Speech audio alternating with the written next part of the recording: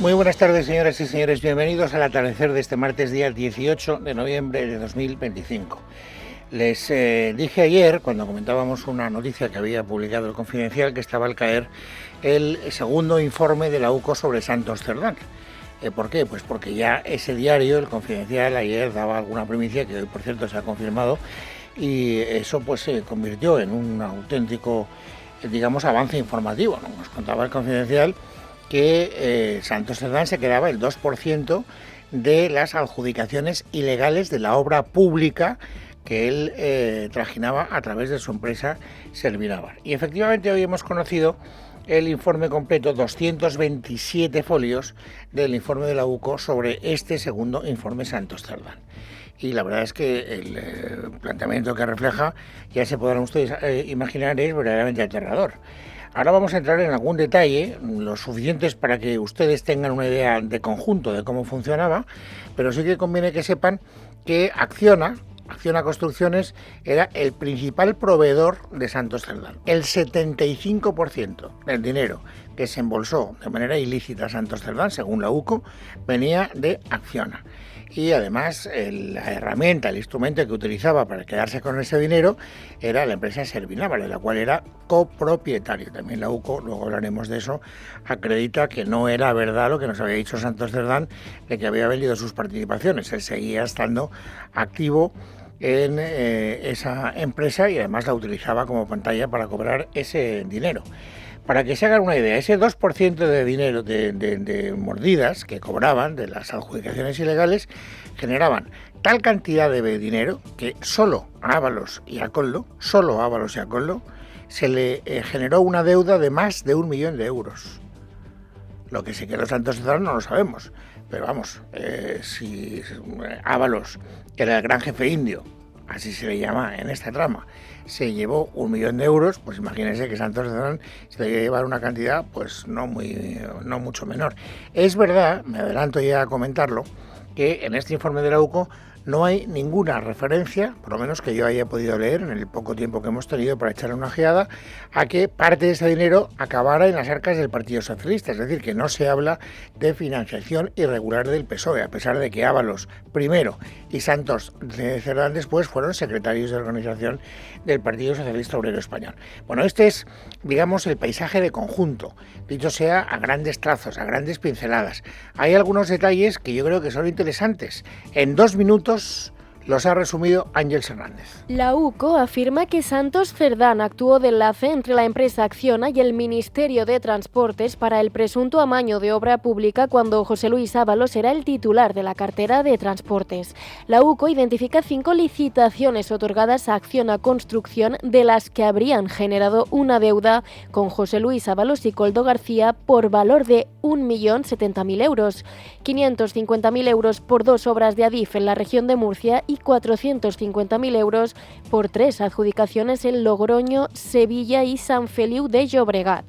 Esta deuda debía ser satisfecha a través de Santos Cerdán. De este importe, contextualiza el informe, se habrían cobrado al menos 620.000 euros adeudándose el monto restante. El modus operandi era el siguiente. Acciona y Servinavar, la empresa de Santos Cerdán, firmaban un primer memorándum de entendimiento ante el inicio del expediente para la adjudicación de las obras y después rubricaban un contrato de prestación de servicios una vez adjudicada la obra, mediante el cual Servinavar obtenía el 2% neto del importe de la adjudicación.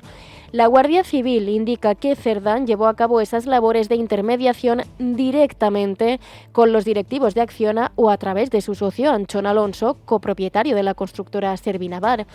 El magistrado ha acordado imputar a 3 exdirectivos, concretamente a Justo Vicente Pellegrini, a Manuel José García Alconchel y a Tomás Olarte Sanz. Las conversaciones intervenidas por la UCO vuelven a poner de manifiesto la utilización de un lenguaje convenido entre los investigados.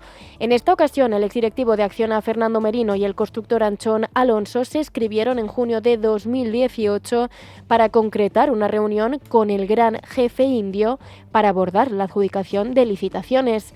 La Guardia Civil identifica a José Luis Ábalos como el gran jefe indio. Los agentes han acreditado que mes y medio después de esta conversación habría tenido lugar el mencionado encuentro entre los directivos de Acciona y Ábalos. Bueno, pues esos son los detalles del paisaje general que dibujan esos 227 folios que tienen algún detalle más. Es decir, al principio, un asunto interesante es que la UCO cree poder demostrar, más allá de toda duda razonable, que Santos Cerdán mintió cuando nos dijo que se había desvinculado de Servinávar. Se encontró, ustedes ya lo recuerdan, un contrato. Él dijo que ese contrato pues no dejó de ser un borrador, pero que nunca llegó a hacerse efectivo. Sin embargo, la UCO dice, miente. Y ahora es el momento en el que sepamos cómo ha llegado a esa conclusión la UCO. Esmeralda Ruiz. Pues encontrando varias pruebas, Luis, a lo largo de ese informe. En primer lugar, hay fotografías de los dos, de Cerdán y de Anchón Alonso. Las guardaba Anchón Alonso, donde, bueno, no se les ve hacer nada especial, es verdad, pero sí compartir una charla afectuosa entre dos personas que vemos que se conocían bien. La duda es por qué guardaba Anchón Alonso esa fotografía en su teléfono móvil. Una de ellas es de junio de 2019, pero junto a esas imágenes los agentes han encontrado un documento importante, que es el que acreditaría que Cerdán sí seguía al menos medio año después en el accionariado de Servinávar. La venta de 120 participaciones de esta empresa, de Servinávar, a un individuo bajo el nombre de Aritz Santamaría. Lo importante es que esas 120 participaciones, que es un volumen muy pequeño, suponían el 4% exacto de Servinávar, y esto a su vez conseguía respetar el 45% famoso que tenía el propio Cerdán dentro de la empresa, y el 51% restante para Anchón Alonso y el 4% para esta nueva persona que se queda con esas 120 participaciones. Bueno, esta es una de las cuestiones que yo creo que tienen cierto interés, porque yo creo que aquí hemos pillado con una mentira bastante clamorosa al propio Santos Cerdán. Hay otro asunto, ojo, y este conviene que lo leamos con más detenimiento y habrá que ir desgranando la letra pequeña, porque en este informe también se habla de la vinculación que tenía Santos Cerdán con el Partido Nacionalista Vasco. Sí, hay un empresario próximo al PNV, Jon Iñaki Alzaga Echeitia, que es consejero, en este caso de Euskaltel, y es presidente del Grupo Noticias, entre otros, pues dueño del diario de noticias de Navarra, que habría logrado un contrato de gobierno. Esto ya lo adelantaba ayer el diario El Confidencial, un contrato del gobierno de Navarra para construir un colegio público. ¿Por qué había una relación tan estrecha con el PNV? Porque interesaba seguir manteniendo el vínculo con los nacionalistas vascos a cambio de conseguir proyectos que le interesaban a la trama. Y en esta parte en concreto es interesante ver cómo el dossier, Luis, de la UCO también detalla que Cerdán llegó a exigir nombramientos a José Luis Ábalos a petición del PNV para garantizar pelotazos 6 días después de la moción de censura de Pedro Sánchez. A cambio de conseguir el apoyo del PNV, se pidió enchufar a 3 personas del PNV de este partido en el gobierno, un cargo en Adif, un cargo en la SEPI, otro en el Ministerio de Medio Ambiente. Me parece que esto abre una, línea de investigación que es altamente interesante y que tiene desde luego una ramificación política que ya veremos hasta dónde llega. Ya les he dicho que Acciona, la principal fuente de ingresos de Cerdán, el 75% del dinero que ganaba Cerdán de esta manera ilícita lo hacía a través de Acciona, pero también en el informe hay algunos otros datos curiosos que no podemos pasar por alto. Por ejemplo, que se usaba Servinávar para pagar 3 viviendas en concreto. La primera, la del propio Cerdán, el piso en el que residía con su familia en la calle Hilarión Eslava. Desde días después de esa moción de censura en 2018, cuando llega Pedro Sánchez al gobierno, hasta el momento en el que entró Cerdán en la cárcel. Hay una segunda vivienda que es un piso en la calle Fuencarral, dice también el informe de la UCO, que se utilizaba para celebrar reuniones, y una tercera en la Glorieta de Quevedo, que no queda muy claro para qué se usaba. Lo que sí que queda claro también es que esas casas se amueblaban con dinero de Servinávar. Y había una tarjeta de crédito, Luis. Cerdán recurría a una tarjeta de crédito de la empresa Servinávar para gastos particulares que iban pues desde pagos en restaurantes, pagos en establecimientos de ocio, viajes, bodegas. Hay una conversación que destaca la UCO en ese informe y que se extrae del móvil de Anchón Alonso, una conversación entre Anchón Alonso y su mujer en septiembre de 2021. La mujer de Anchón Alonso, el socio de Cerdán, dice que gastar y gastar, se queja de los gastos, gastar y restaurantes fin de semana y otro también, ya les vale. La mujer de Anchón Alonso se quejaba de los gastos desmedidos en los que habría estado incurriendo tanto Cerdán como su propia esposa. Por cierto, la mujer de Cerdán, la hermana de Cerdán, el cuñado de Cerdán, estuvieron a sueldo de no solamente Servinavar, sino de varias de las compañías implicadas en la trama. Bueno, pues estos son algunos de los detalles añadidos, no todos, son 227 folios y no hemos tenido tiempo de hacer, digamos, un estudio pormenorizado de todos y cada uno de ellos, así que esto seguirá trayendo cola. Ahora les tengo que seguir hablando de corrupción y les tengo que seguir hablando de la UCO, pero quiero dejar muy claro que lo que les voy a contar a continuación no tiene nada que ver con este informe que nos ha ocupado durante estos primeros 11 minutos del programa. Resulta que la UCO ha descubierto también, siguiendo la llamada trama de las mascarillas, que hubo mucha gente que durante la pandemia se enriqueció con la venta de mascarillas. Y hoy se ha producido la detención del presidente y del vicepresidente de la Audiencia de Almería, que son militantes del Partido Popular, no del Partido Socialista. Una noticia que naturalmente el principal partido de la oposición ha caído como una bomba. Le han preguntado a Moreno Bonilla. Y Moreno Bonilla, pues poco menos, pero se acababa de enterar. Bueno, pues tengo que decir, acabo de salir de este acto, la primera noticia me la han trasladado cuando he llegado aquí en el coche y la segunda ahí dentro, pero no tenemos más información. Desconozco exactamente cuál es la causa, la instrucción, cuál ha motivado, digamos, esa situación. Vamos a estar muy pendientes a lo largo del día de hoy para tener información lo más exhaustiva posible. Bueno, inmediatamente no, hace muy poco tiempo, pero como un par de horas después de estas declaraciones que están ustedes escuchando, el Partido Popular en Andalucía ha abierto un expediente informativo para tratar de averiguar qué es lo que ha pasado con estas dos personas y que ahora mismo están, no se sabe si detenidas o retenidas, porque aquí ha habido también alguna confusión provocada por las declaraciones públicas de algunos dirigentes del Partido Popular. Esther Muñoz decía, bueno, por lo que sabemos no están detenidas, están retenidas, están como declarando, están tratando, digamos, de dar información. En realidad están detenidas. Esther Muñoz sí que ha dejado muy claro que el Partido Popular no se va a comportar ante esta situación, que es naturalmente una situación de corrupción como un piano, como se comporta el Partido Socialista. Lo que sí le puedo asegurar es que yo no voy a salir aquí a decir que la UCA son fachas con toga, como haría Patxi López. No voy a salir aquí a decir que hay un lawfare contra altos cargos del Partido Popular. Y lo que sí le puedo confirmar es que no hay ningún comando del Partido Popular dedicado a investigar a todos aquellos guardias civiles o fiscales o jueces que investigan a cargos del Partido Popular, como pasa en el Partido Socialista.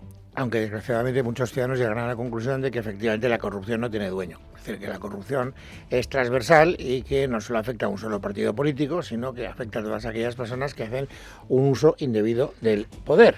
Hay que seguir hablando de corrupción en el día de hoy porque ya saben ustedes que ayer declaró Leire Díez, la llamada fontanera del Partido Socialista, y que, entre otras cosas, dijo, esto ha traído cola hoy, que una de las personas que participaron en las conversaciones de las cuales ella fue protagonista es Antonio Hernando. Hernando en su día fue portavoz parlamentario del PSOE, pues que ahora es, digamos, el segundo en la línea de mando en el gabinete del presidente del gobierno. Y por lo tanto, hombre, pues ya que una persona tan cercana a Sánchez esté en las conversaciones con Leire Díez huele mal hasta decir basta. Hoy le han preguntado a Patxi López por esta cuestión. Y la verdad es que Patxi López, bueno, antes, para que vean ustedes... En Óptica y Audiología Universitaria ya estamos de Black Friday. Descubre nuestros fantásticos precios, hasta un 50% más baratos que el precio recomendado. Y ahora además, un 20% de descuento adicional. Date prisa y ven a cualquiera de nuestros centros hasta el 1 de diciembre. Las mejores marcas a los mejores precios, solo en Universitaria. Si no, es que se me olvidaba este asunto y no quiero que se me olvide porque esto sí que marca un poco la diferencia de cuál es la diferente vara de medir que tienen unos y otros. Les estaba contando lo de Almería, ¿no? Bueno, pues Patxi López ha sido preguntado por lo de Almería. Y entonces, fíjense, sobre lo de Almería tiene las ideas claras y las cantidades casi exactas en la cabeza. 2 millones era el contrato, 1 millón se debió llevar el contratista y de ese millón, una juez de Barcelona, no lo digo yo tampoco, dijo que esos representantes políticos se habían llevado 400.000 euros. Fíjense ustedes que de cerca sigue el caso hasta el punto de que sabe perfectamente lo que dice la juez de Barcelona y tiene perfectamente retenidas en la cabeza las cantidades que implican a mangancias del principal partido de la oposición, no al suyo propio. Cuando le preguntan por las mangancias del suyo propio, la actitud es completamente distinta. Ya no tiene las cantidades en la cabeza, ya no tiene las ideas tan claras. Le han preguntado, les estaba comentando antes, por lo que declaró Leire Díez de la participación de Antonio Hernando en las conversaciones que ya pudo mantener con mandos de Ferraz, con mandos del Partido Socialista. Fíjense lo que dice a propósito de eso el señor López. Parece que Leire llama a Ferraz, dice, oye, que tengo información, que he visto no sé qué, y entonces pues Santos la recibe, dice, ¿quién más sabe de estas cosas? Porque conoció en su época todos esos tejemanejes y tal, pues de Villarejo y compañía y las cloacas que había aquí para... Pues bueno, pues Antonio Hernando, pues venga, que me acompañe, punto. Ya está, y no pasa nada, pasaba por allí. Claro, la prensa no se ha quedado muy contenta con esa respuesta. Fíjense lo que ha pasado después. Ella dice que Antonio Hernando tenía un rol crucial en las reuniones. ¿Por qué cree usted que ella dice esto? No se pregunta solo a ella. ¿Qué quieres que te diga? No voy a interpretar. No vas a interpretar, pero cuando se trata del otro partido lo tienes muy claro todo. Cuando se trata del tuyo hay que preguntarle a otra y no interpretas nada. Esto es lo que yo les digo de la doble vara de medir. En fin, como ven ustedes, 3 grandes asuntos vinculados los 3 con la corrupción para abrir el programa. 16 minutos llevamos hablando de corrupción en el día de hoy. Tengo que contarles también, porque no puedo hacer un monográfico sobre la corrupción, que ha habido Consejo de Ministros. Curioso, porque fíjense, en la rueda de prensa posterior del Consejo de Ministros, a la ministra portavoz se le preguntan por muchos de los asuntos de actualidad y había muchas cosas que preguntarle. Por ejemplo, lo de Leire Díez, lo de Antonio Hernando, lo del informe de la UCO. No ha habido ninguna pregunta sobre eso, ninguna. Solo se ha hablado de economía. ¿Por qué? Porque hoy efectivamente el Gobierno ha puesto en marcha el mecanismo para presentar los presupuestos generales del Estado. El paso previo era establecer el techo de gasto. ¿Qué ha hecho el Gobierno? Probablemente sabiendo que no va a poder aprobar los presupuestos, pues ha elevado mucho el techo de gasto, diciendo, yo voy a hacer unas cuentas donde que quede claro me voy a gastar mucho más dinero, porque quiero atender todas y cada una de las cuestiones sociales pendientes que me he comprometido en atender. Y no es una, no es una cantidad baladí la que se aumenta a la hora de fijar el gasto previsto por el Gobierno. Es una cantidad nada despreciable. Escuchen a María Jesús Montero. El techo del gasto nacional, es decir, sin fondo europeo, se sitúa en 212.026 millones, lo que supone un 8,5% más que en el año 2025. En la práctica, esto supone 16.673 millones de euros más. 16.000 millones de euros más para gastar. Esto tiene un sentido claramente, negociador, ¿no? Es decir, a ver qué partido de izquierdas, qué partido que esté interesado en que el estado del bienestar progrese, se opone a eso. A ver qué es ese guapo que dice voy a votar en contra de este asunto. No obstante, ya sabemos que va a haber muchos grupos, entre otros, si no cambia de opinión, Junts per Catalunya, que votará en contra. De ahí que le hayan preguntado a la ministra, oiga, ¿y qué pasa si a pesar de todo el techo de gasto no recibe el refrendo parlamentario? Respuesta, nos da igual. Un presupuesto que tenga un techo de gasto que sube un 8,5% a priori es un presupuesto que tiene una capacidad de extender derechos, que tiene una capacidad de consolidar partidas presupuestarias del Estado del Bienestar, que espero que también concite el interés del resto de formaciones políticas que lo tienen que aprobar. El presidente del Gobierno siempre ha sido muy claro. Los presupuestos generales del Estado se van a presentar. Si lo tumban, la ley orgánica lo que establece es que se lleve por segunda vuelta y, por tanto, cumpliremos con la ley orgánica, pero el techo de gasto seguirá siendo el mismo, porque el Gobierno de España utilizará su misma capacidad fiscal, la que tenía, para desarrollarla, así que seguirá siendo el mismo. Ya le auguro que lo más lógico es que eso ocurra, que tumben el techo de gasto, porque en el Consejo de Política Fiscal votaron en contra. Así que pasaremos esta votación, este trámite, y seguiremos en la formulación de los presupuestos. Es más, doy por hecho que efectivamente no me van a aprobar el techo de gasto, pero el Gobierno sigue adelante con su idea de presentar los presupuestos, aunque no reciba el visto bueno al techo de gasto. Esto es lo que ha dicho la ministra y esto es lo que yo quería que ustedes escucharan. A continuación la pregunta, bueno, ¿y tiene usted alguna previsión de cuándo efectivamente va a presentar ya las cuentas? ¿Cuándo va a someter a votación del Parlamento los presupuestos generales del Estado? Sí, María Jesús Montero tiene una fecha en la cabeza. Nuestra idea por supuesto, presentar los presupuestos la fecha más avanzada que podamos. ¿Cuál es el horizonte que yo dibujo? Dibujo un horizonte de principio, mediados del primer trimestre del año que viene, que pudieran estar aprobados pues, a lo largo del mes de abril o del mes de mayo. Abril-mayo es cuando estarán aprobados, suponiendo que los aprueben, que esta es otra. las probabilidades de que aprueben los presupuestos, como ustedes saben, están bajo mínimos, entre otras cosas porque no hay una mayoría parlamentaria dispuesta a secundar esta votación. Vamos a analizar rápidamente cuál ha sido la reacción de algunos de los grupos parlamentarios que tienen que votar a favor o en contra de estos presupuestos generales del Estado. ¿Quién está muy contento? Sumar. Ha hablado Verónica Barbero, que es la portavoz de Sumar, y que no solo está contenta, sino que además dice, ojo, porque esos 16.000 millones de euros en los que se incrementa el techo de gasto es, sobre todo, gracias a la acción de los ministros de Sumar. España tiene una economía que va muy bien. Pues es hora de demostrarlo con unos presupuestos muy expansivos. Y esto es lo que nosotras queremos. Unos presupuestos muy expansivos que sirvan para poner al servicio de la ciudadanía todo aquello que necesita, todo aquello que espera de un gobierno de coalición en una economía que hemos conseguido con las propias medidas de este gobierno de coalición, y me lo vais a permitir, sobre todo con las de los ministerios de Sumar. Y eso requiere unos presupuestos muy expansivos, que es lo que esperamos que venga. Y esperamos, bueno, pues nada, pelearlos, negociarlos, como siempre, sudar la camiseta hasta conseguir que salgan adelante. Bueno, nada nuevo bajo el sol. Conclusión, están muy contentos y además se apuntan la medalla, cosa que suelen hacer con bastante frecuencia. Como son socios del gobierno, se sientan en la misma mesa del Consejo de Ministros, pues no es ninguna novedad que naturalmente ellos estén satisfechos. Pero ¿qué hacen los que no se sientan en la mesa del Consejo de Ministros? Por ejemplo, Podemos se sentó en su día, pero ahora ya no. Pues claro, mira estos presupuestos con gran escepticismo. Escuchen lo que ha dicho hoy Ione Belarra. Ante lo que estamos es ante una negociación fake, ante un intento de aparentar que el Gobierno quiere sacar los presupuestos, pero que en realidad no tiene otra voluntad más allá que venir a esta Cámara, perderlos y con eso tener un argumento para convocar elecciones generales, que es, por cierto, algo que ya hizo Pedro Sánchez en el año 2018. Bueno, serían necesarios los votos de Podemos para sacar adelante los presupuestos en el supuesto de que Junts al final se viniera a negociarlos, cosa que, insisto, en este momento parece algo impensable en función de las últimas declaraciones de los dirigentes de ese partido del señor Puigdemont.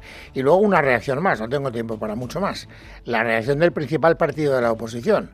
¿Cómo ha acogido esta presentación en sociedad del techo de gasto del partido de la oposición? Escuchen a Esther Muñoz. Pues estamos viendo lo que está haciendo el Gobierno de España, ¿no? Marear la perdiz, porque realmente no tiene apoyos para sacar esos presupuestos en esta Cámara, como no los ha tenido en los últimos 3 años, ¿no? Y por lo tanto, pues lo que cabe esperar es la nada. Hemos visto ayer esa reunión que tuvo la ministra con los consejeros. Fue bastante lamentable que nuestros consejeros, o los consejeros de cualquier comunidad autónoma, se enteraran de cuestiones que se iban a debatir en esa reunión por filtraciones a la prensa. Esa es la institucionalidad de la que presume la señora Montero. Bueno, martes 18 de noviembre de 2025. Vamos, amigos, a completar ahora el paisaje informativo sobresaliente del día. Esmeralda Ruiz, de nuevo, buenas tardes. Buenas tardes, Luis. Bueno, en Valencia la noticia es la de que PP y Vox han llegado a un acuerdo para la investidura del candidato Juanfran Pérez Llorca. Mañana comparecerá para detallar su programa de gobierno y la investidura se espera para la próxima semana. Seguramente el jueves conoceremos el día exacto. Esta es la posición que ha verbalizado hoy Vox. Pepa Millán.